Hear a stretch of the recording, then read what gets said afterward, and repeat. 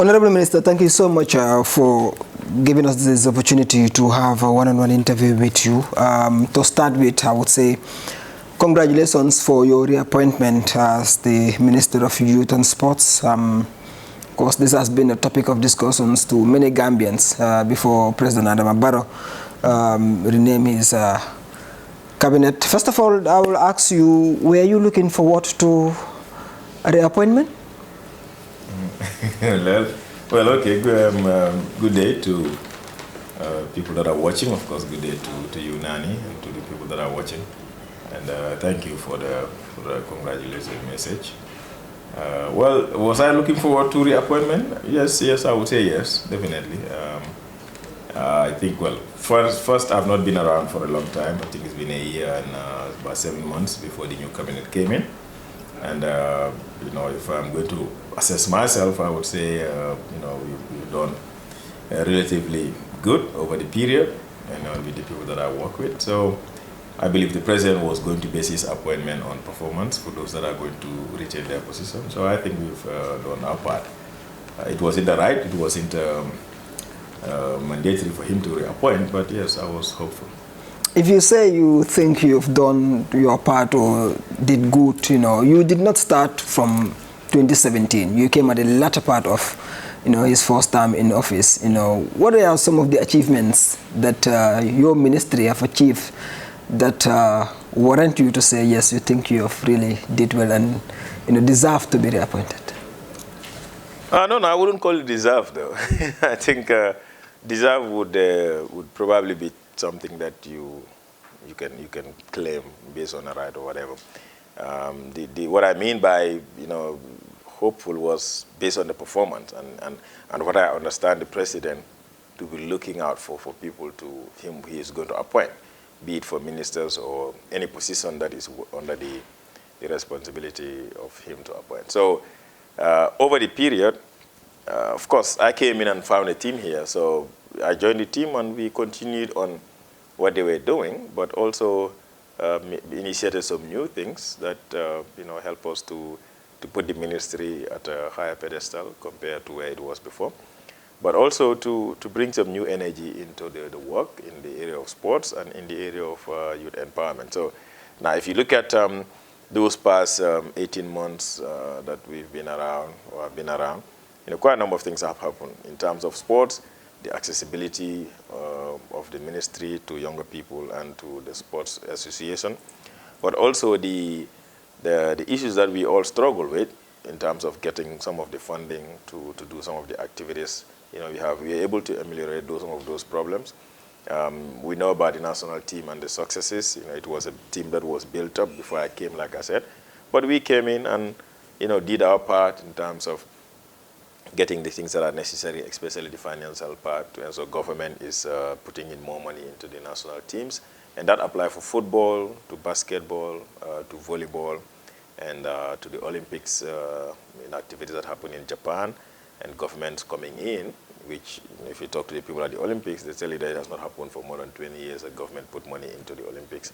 So quite a number of things. On the other side, you know, we've seen the more vibrant National Youth Service Scheme and the recruitment of young people into the scheme, and you know, recruiting 2 batches in a year, the apprenticeship training program, which was dormant for a little while, and then the normal program also about 151 young people. The other one was about 150 something. So all of these things are on. We've launched the youth entrepreneurship program, where we launch a credit facility for young people, a grant and a credit. Depending on the business that the person is involved in, the person can qualify for a grant to start something or to expand on what they're doing.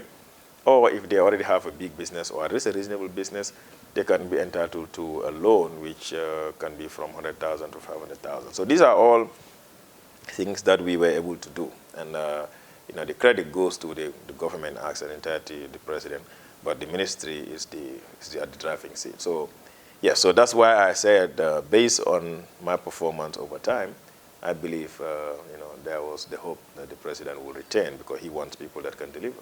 Let's break it down. Firstly, let me bring you back. What kind of a ministry did you inherit?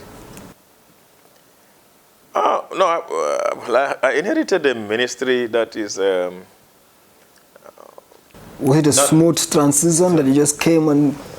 No, it wasn't a difficult transition because, like I said, the people were here. There has not been any changes as such, apart from maybe one or so that happened. But things have remained the same thing. The permanent secretary, the DPS, the directors are all the same. So we have maintained the status quo. And so the transition from the former minister to myself was just, the minister himself being moved to somewhere and me coming.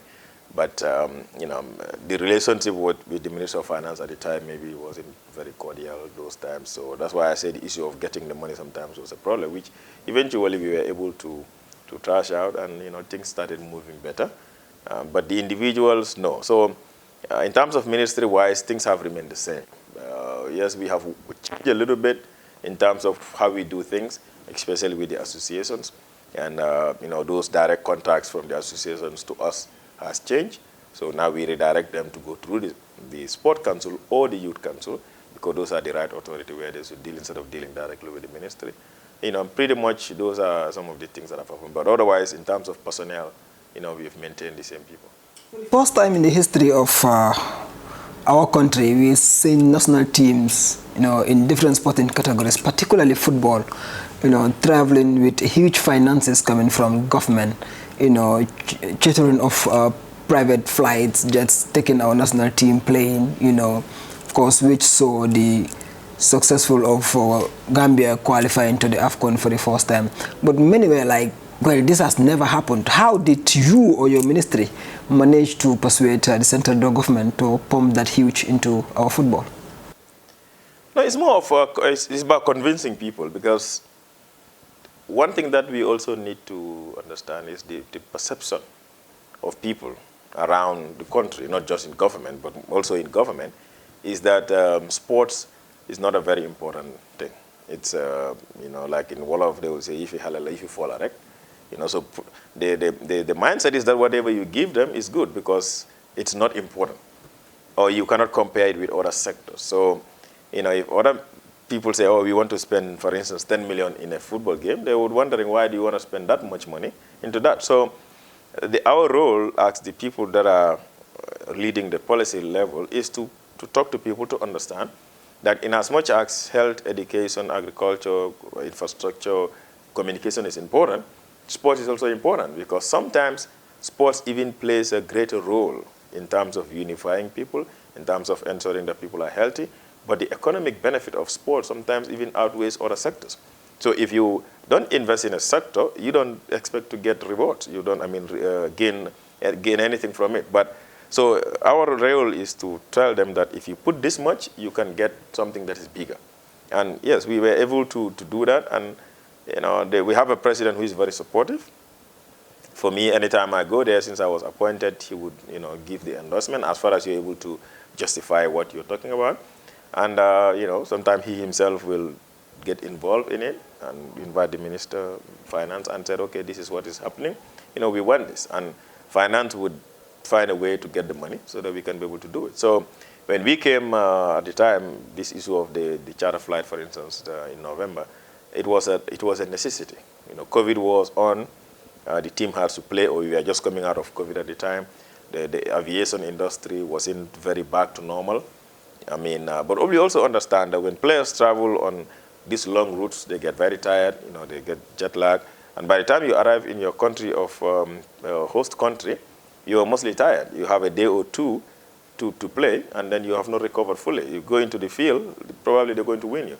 And then by the time you're coming back to play, sometimes even what we used to see before, the host country, the country that we are playing would even arrive in the country more than before us, because they have a charter flight that can bring them. We have to go through a 32 hours journey. So it was necessary to change that. And it was more of convincing the people to say, this is more expensive, but it pays. And eventually, we saw the results. The team eventually made it to AFCON. It was, of course, a great achievement for the country for the first time. But other critics will be like, oh, ministry being your government with football, right? That's all they sponsor, and forget about other sporting disciplines. No, I don't deny. When people say that, I agree. I said, yes, it is true. We're spending more money on football, more than we spend in basketball or in volleyball.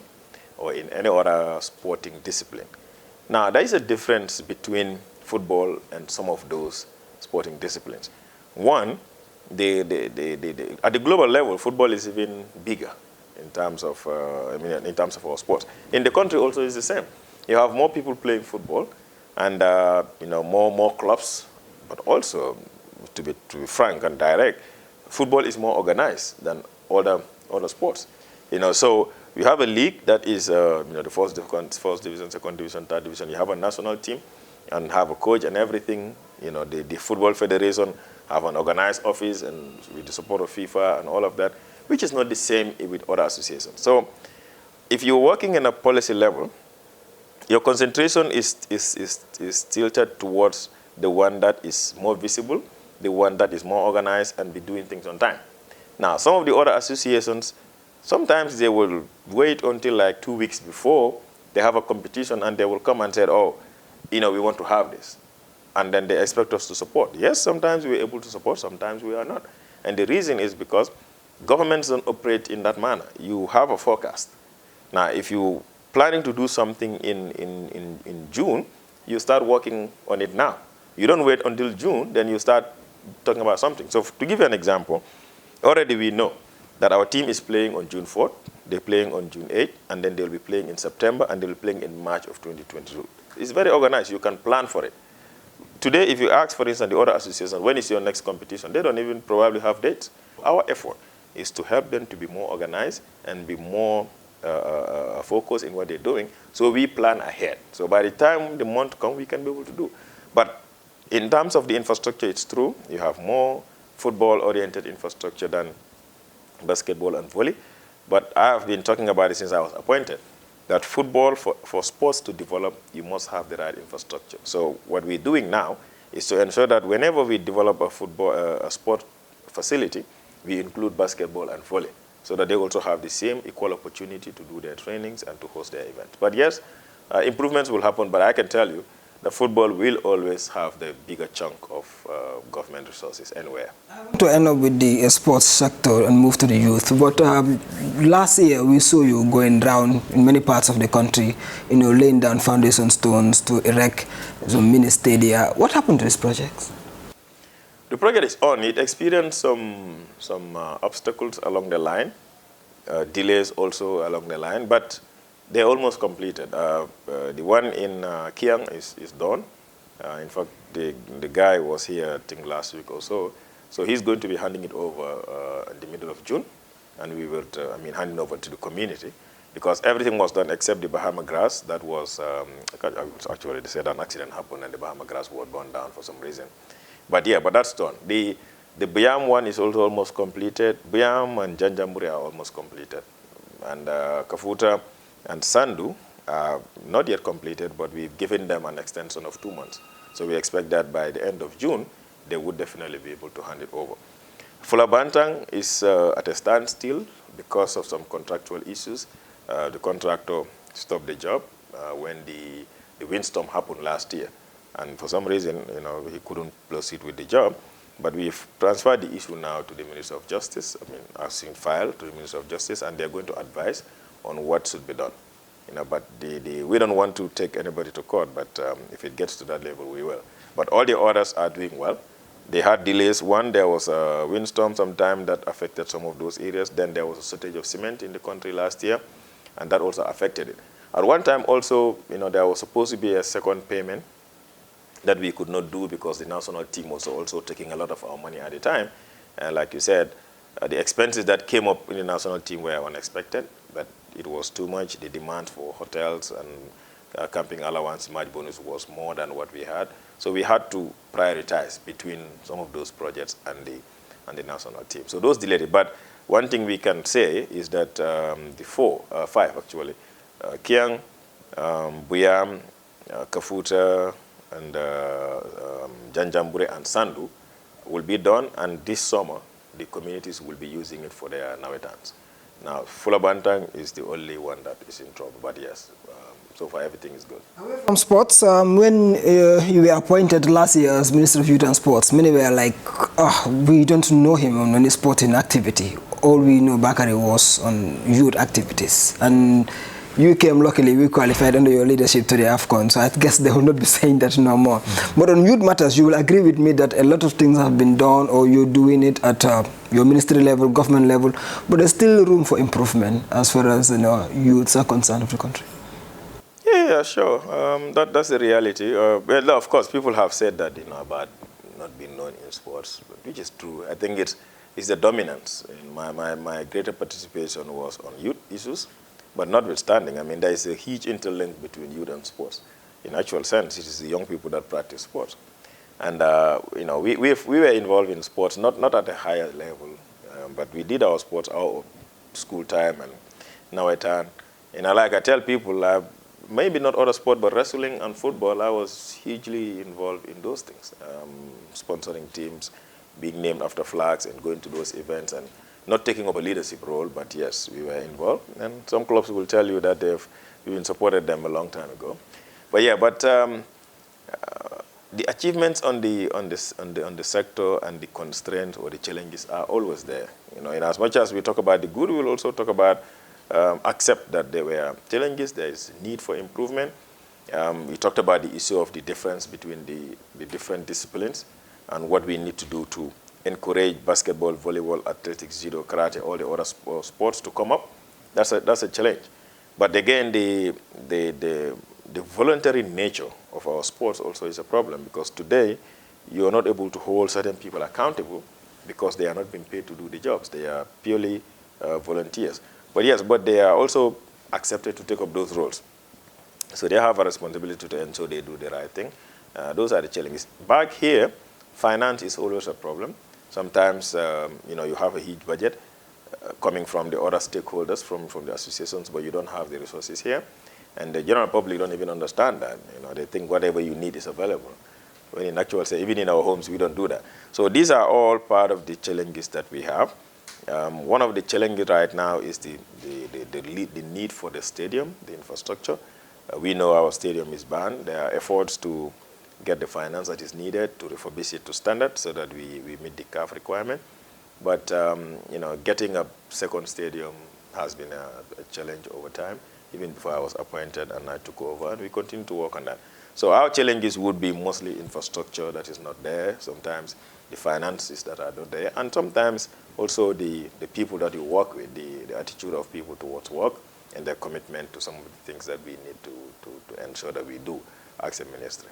Like I told the stadium gentleman, I think he let the cat out of the bag, so something that is internal, which sometimes, yes, is understandable. But, yes, what we did is, when CAF sent us the letter, is to engage internally and try to see how do we resolve the problem. But prior to that, there was efforts by the ministry to fix the problems, as identified by the people that are the experts taking care of the stadium. And work was being done there. The scoreboard was being changed, the pavilions was painted and numbered, and there was CCTV cameras that were installed there. But again, CAF came for an inspection and, they did not pass. It only passed for one game, and that was it. So the amounts, I wouldn't talk much on those things, but I know that Ministry of Works, not even us, we contracted the Ministry of Works. And because what I did, I set up a committee and chaired by the permanent secretary, and stadium leadership was there. NSC, Sport Council was there, and the Ministry of Works also sent their people. So they went and did an assessment based on the indicators of CAF. And they came up with a BOQ based on to do the work that is required. So again, that's just one part. That's just one phase of what is needed. Now you have your BOQ, you have your design and everything. You need to come back here and engage central government to see how best you can get the money, because it's not a small amount of money that we are talking about here. So that's the stage that we are. So it didn't necessarily go down. It was just the process that it took to discuss internally. But one thing that we can tell the public is that we are at an advanced stage, and we're hoping that by June, the work will start at the stadium in an anticipation to play our September games in the country and not go to Senegal.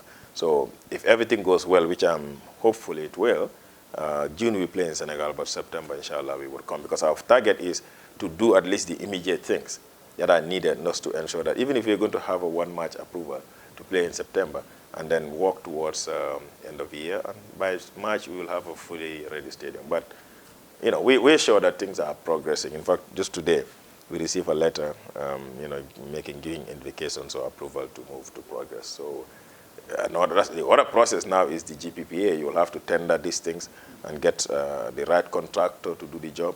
And internally, we don't know. We'll see who applies, but we've not had any company that has expertise in doing this kind of work. So that's the other challenge. But the international companies are asking for $5 million to do that job, you know, so which we don't, that's a lot of money, you know. And at the Baboucarr Stadium, even this work that we're doing, is just to ensure that we meet the qualifications, the requirements, just to play there for 1 or 2 years or so. But our long-term plan is to build a new stadium. We cannot continue to depend on the independent. The intention is there. Every reasonable person will agree that Gambia needs a second international stadium, a big stadium. But the amount of money involved in building a stadium is so exorbitant that if we want to be truthful to ourselves, we know the country doesn't have that much. Get partners, get partners. Yes, partners, yes, but partners don't really invest in just things like that. Because to give you an example, if you invest in a structure, an infrastructure, you're anticipating that the revenue base of the infrastructure would be good enough to meet your payment plans. So but how much does a stadium bring per month to be able to pay, for instance, a 200 million euro loan or a 200 million? Depending on the activities that will be held in the stadium. That's the thing, because right now, I mean, if you have a new stadium, you're not going to allow Yusundus to play there or ST to play there or anybody, you know, because you're going to protect it so that it wouldn't fall like what happened with the stadium. So musical programs cannot be done in a new stadium. Now, the only activity that can take place there is sports, you know, and then sports, how many games are you playing? Let's look at the interest of the Gambia towards going to what games, how much money is it going to generate? So a partner, you can always have a partner to do something, but the partner will always calculate and see economic-wise how much is going to be generated from that infrastructure. So, and then I gave the same example a few days ago. If you build a road, you can put a toll and people will pay, vehicles will pay to pass. If you build a hotel, there's always guests coming in and you can generate your money. Now, if you build a supermarket, the same thing happens. That's not the case with a stadium. So our intention, and we've even discussed that with people, that we are not looking for a partner that will just build a stadium and stop there. We are looking for a partner that will build a stadium and put attractions on the side. You can build a mall around the area, or you can build build a supermarket. A mall will cover all those things. You can even build a hotel on the side, and the revenue that's going to be generated from the hotel, from the mall, will go towards financing the loan. But until today, we've been starting since last year. We've been going in and out. I mean, not in and out of the country. I mean, like people coming in, discussing. And then you draft something, they go, they'll tell you, we'll come back to you. They'll come back and tell you we cannot, or they'll tell you, they will not even come and respond, because they also look at the economic activities of the country.